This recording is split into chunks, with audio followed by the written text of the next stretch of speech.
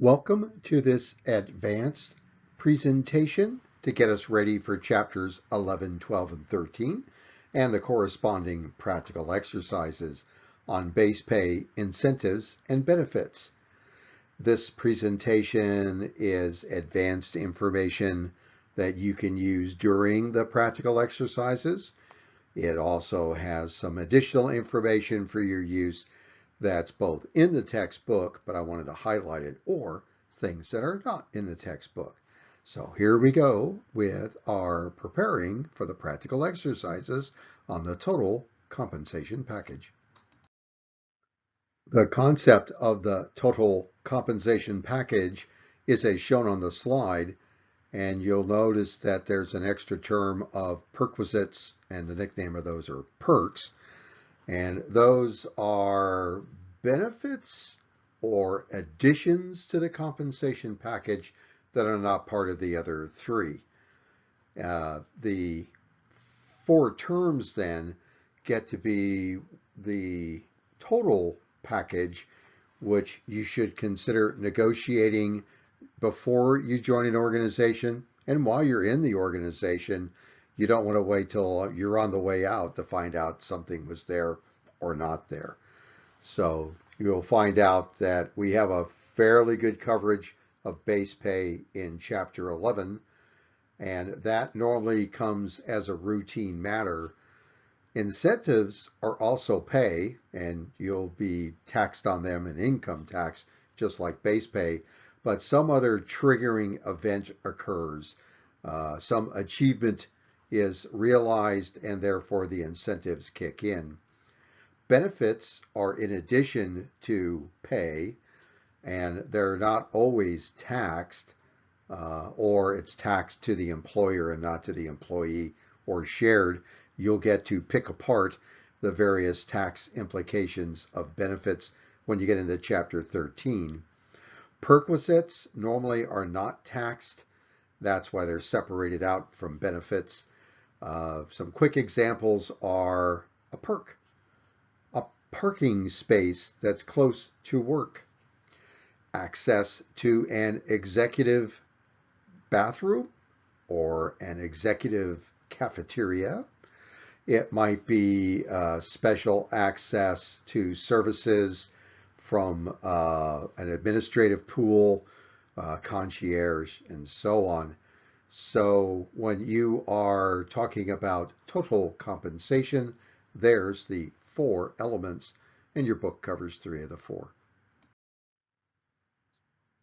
Chapter 11 does a fair job of talking about what's the reason for pay, but you get a much bigger insight when you get into the readings of Chapter 13's on benefits. But you want to pick up this management philosophy of why are we doing all these benefits, incentives, and base pay. So our task force recommends that our organization adopt these HR policies for compensation and benefits because of the expected return on investment. Our compensation package, base pay, incentives, and benefits, gives the organization and us, the managers, leverage for recruiting. Look who we are and why you want to join us. Hiring and negotiating. What would be the total compensation package for this position, and what are we going to provide to you, the new candidate, if you decide to join us? We are here for retention. Turnover kills us. We want to maintain the person. We want them to keep doing what they need to get done in their job description and wildly important goals. So we want to retain and motivate. And then we are selectively picking the front runners and developing them for senior management farther down the road. So you just want to give it a litany. You want to make it just roll off your tongue, is we're doing all this policy development in compensation and benefits because of the expected returns for recruiting, hiring, negotiating, retaining, motivating, and developing. Got it? Each practical exercise has two subtasks, and as you go through and develop your policies, you're breaking it into the eaches. Just for a moment, I want to make it an integrated whole. And so chapters 11 through 13 and the supporting practical exercises are an integrated whole for the total compensation package. Persons, managers, consultants that deal in the total compensation package are members of the American Compensation Association, or ACA, and their website is called World at Work at worldatwork.org. And this group parallels the Society for Human Resource Management, but as you'll learn, benefits are very complex, and some people specialize only in the various benefits or just subsets of benefits, retirement only, or getting into specialties in insurances, such as medical insurance only. So the bigger the organization, the bigger the specialists. They are part of the overall human resource family, but their niche in HR is so unique. They have their own separate but parallel group, the American Compensation Association. As you decide to do more research into base pay, incentives, benefits, and perquisites, highly recommend you take a look at World at Work. Back now into our HR family, I have two slides for Matheson Jackson regarding the total compensation package. This particular slide is on compensation responsibilities breakout. The HR unit on the left, a big one I want to emphasize, develops wage and salary structures and policies for the organization, but each line manager attempts to match performance and rewards. And that actually gets back to Chapter 8 on performance management. You have to be able to measure performance to figure out what triggers inside the compensation package. And just pointing out, the very bottom line in the lower right is that line managers monitor attendance and productivity. So that's why I'm always looking at grades and who's doing what inside the task forces and what's happening in Blackboard. So just as a line manager, I'm fulfilling my human resource responsibility. Well, we'll see who's showing up in Blackboard. For benefits administration, on the left inside the HR unit, you normally have a specialist that deals in benefits, and the technical questions and answers are best handled by the HR specialist. Each line manager, though, could be answering simple questions on benefits, and that the job of management communication on both the value of the benefits and what employees need to know or be doing with their benefits, that's done by the line manager. This slide will get really busy in a moment, but I'd like to pick apart a paycheck and what is in the paycheck, and that there are two perspectives. One is the huge amount of money that an employer pours in the top, and only a portion pours out the bottom to the individual employee. We'll actually start at the bottom and work our way up. We'll start with the employee perspective and then work up to the total perspective that the employer sees. So we begin with the paycheck. How much money does an employee take home? And most people, it's kind of a joke, most people, they only look at the paycheck and go, okay, that's what's spendable, that's all I care about.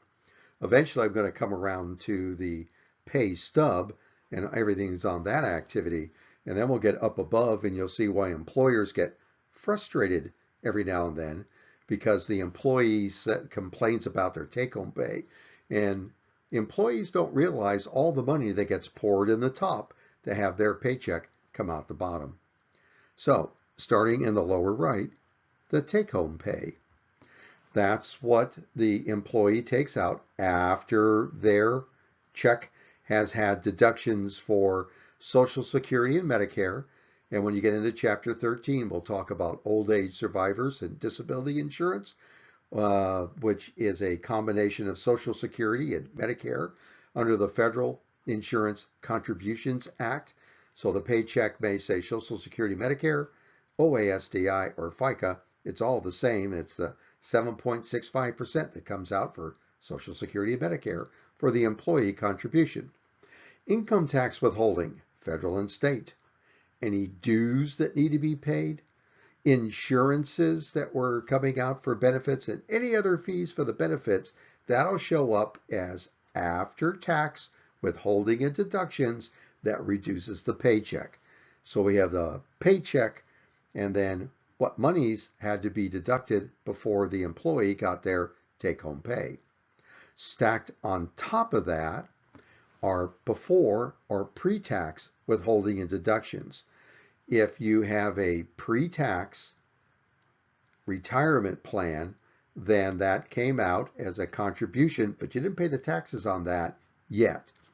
Also, if you're putting in pre-tax money into a health savings account, which is the new term for a flex spending accounts, but the HSA is the new type of pre-tax savings account that can be used for health bills, dental bills, vision, and so on, and any other pre-tax benefits.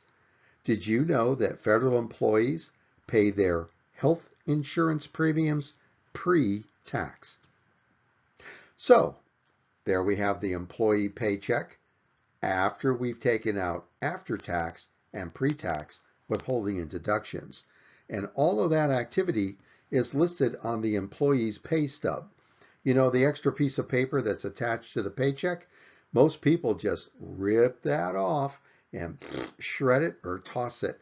They never really take a look at what are the activities on the pay stub, because all they look at is what's spendable. Or if it's direct check to bank of this big, huge stuff that they can read, they just look as, well, what's going to the bank that's spendable? Well, notice that there's a line. We're going to go above the line, and this is what's not in the employee's paycheck or pay stub, but this is the extra compensation that is being provided by the employer. Let's take a look. Contributions from the employer. They have to pay everything that goes below the line in base pay incentives, and there may be a differential paid, which is in the base pay, but they had to make up the difference as we have different locations with different costs of living. People in a higher cost of living, we had to pay them more. The employer had to pay their portion of Social Security and Medicare, so the OASDI or FICA, and then the employer had to do their matching for retirement or pay the premium into the annuity. And the employer had to provide their part and administration of the health savings account. The employer also paid all of the administration fees and any other costs associated with benefits. The employer portion of paying tuition. The employer portion of paying into the life insurance. So hug your employer. One more box to go. Stacked on top of all of these employee and employer contributions and deductions is the actual conduct of the pay system itself.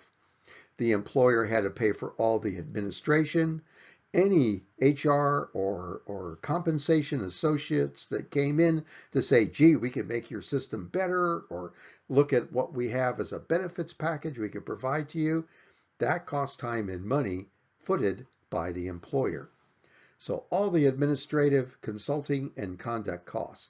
Plus, employers aren't dummies. They're always buying extra insurances for liability insurance, property, and business insurances, especially for key employees.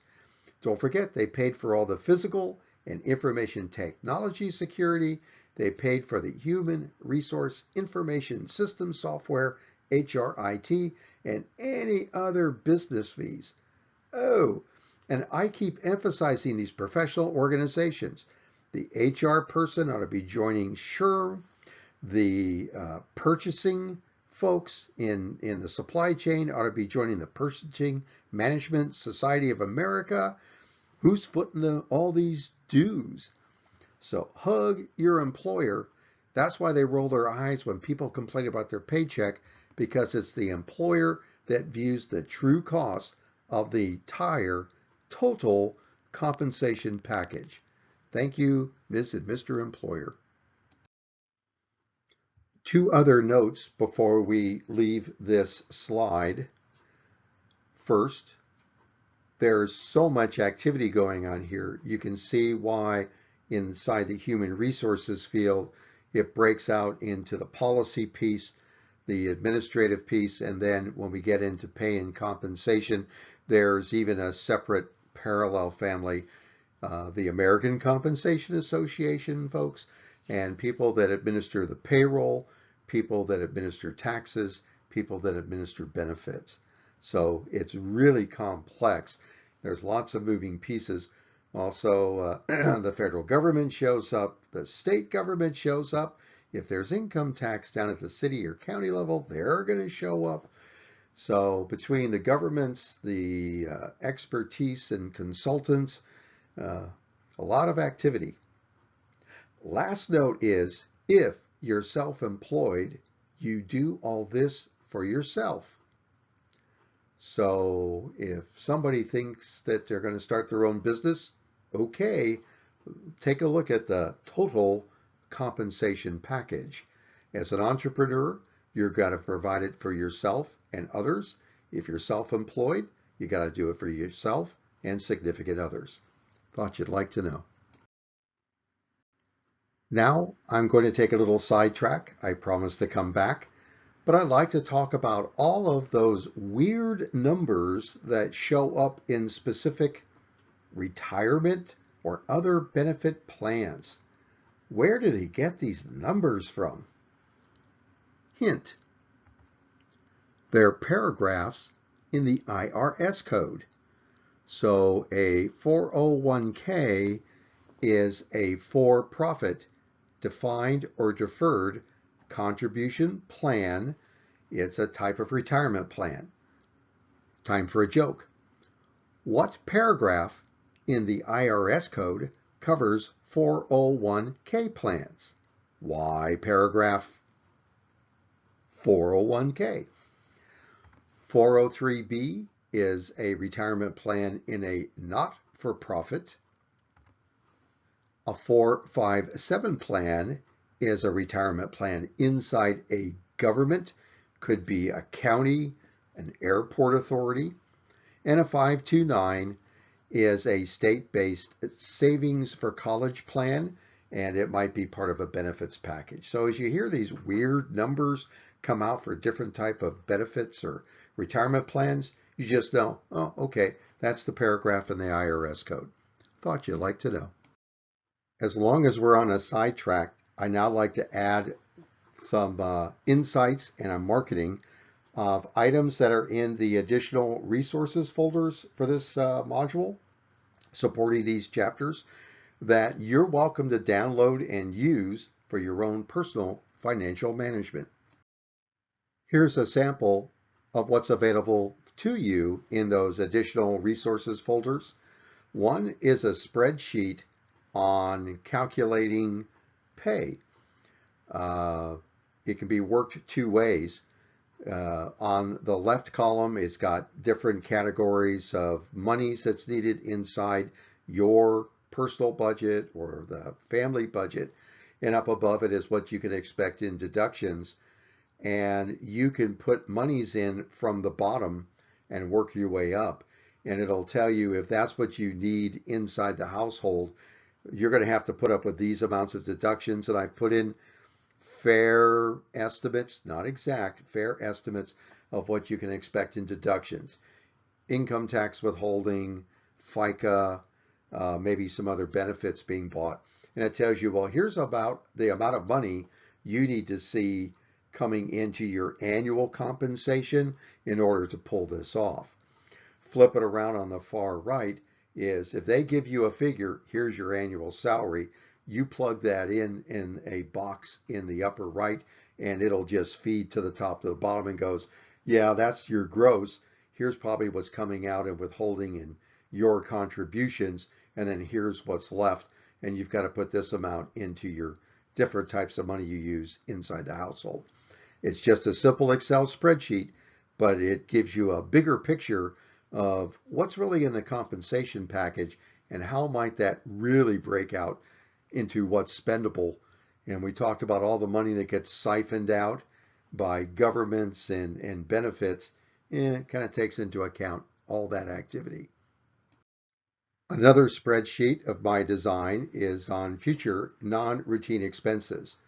One of my credentials is that I'm an accredited financial counselor. And what most people leave out is their money future. Christmas, it's coming. You have a car, does it have tires? You're going to replace those tires. Got a house, it's got a roof, you're going to replace that. You got a child, a birthday is coming, and don't forget Mother's Day. So all these future non-routine expenses. So it's another spreadsheet to start calculating is how much do I save out of each paycheck in order to build up a little savings so that when the event comes around, I've actually got the money there. Pay yourself first, savings to spend, money future. And that's what's in that Excel spreadsheet. Another Excel spreadsheet that's available is on your personal net worth. It's not the money you make, it's the money you get to keep. So budgets or cash flow, this is on net worth, breaks into three parts: fixed assets, which are things, Uncle Fred's moose head, your collection of Beanie Babies, and your car. And then your liquid assets, and it's a great shopping list of money products. Where are you putting your liquid assets? And then what are your liabilities? Match your assets to your liabilities, and is your net worth. And finally, on this sidetrack is a wonderful website provided to you by the Utah State Extension Service. Utah State has a PhD program in personal finance, and the WizKid gang has put together this website for you for free. It's a wonderful set of calculators. Reading from left to right in the tabs are Power Pay, which is money past, reducing debt, and it'll calculate the best way to pay off your debts. Money present, budgets and spending plans, and Power Save, which is money future, and that's also a great set of calculators to do retirement planning. So it's a free set. It's just the calculators. No personal data goes into it, just the numbers you need to calculate. And it's provided to you free from Utah State Extension, and across the top it says powerpay.org. Check it out. Well, this slide will bring us back into our course, and you're looking again at our wonderful circle of the interrelated functions of human resource management. Again, this is an example of an answer for final exam question number 1, which is, can you describe some interrelationships among the functions of human resource management? And let's just take our wonderful set of chapters on the total compensation package, chapters 11, 12, and 13. Are there any connections to the other HR functions? Well, let's think about this for a moment.